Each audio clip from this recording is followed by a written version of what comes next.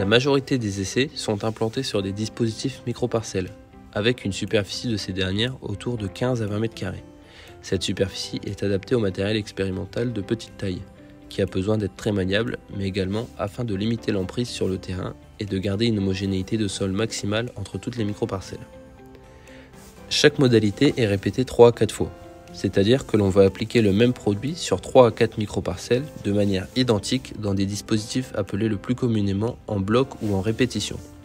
Cela a pour but principal de garantir que les différences sont bien liées au produit appliqué en s'assurant de leur répétabilité.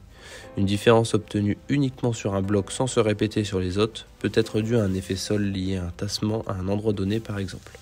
C'est la limite des essais bandes, où l'on perd cet effet répétabilité et où la différence peut ne pas être due aux performances de la modalité testée. Chaque répétition est disposée en perpendiculaire des interventions de l'agriculteur. Ainsi, et par exemple, si l'agriculteur travaille le sol plus profondément lors d'un passage, toutes les modalités d'une même répétition seront impactées de la même manière, permettant de garantir le toutes choses égales par ailleurs. Les dispositifs en bloc permettent également de contrôler toutes sortes de gradients. Cela peut être par exemple une pente ou une différence d'infestation en adventice.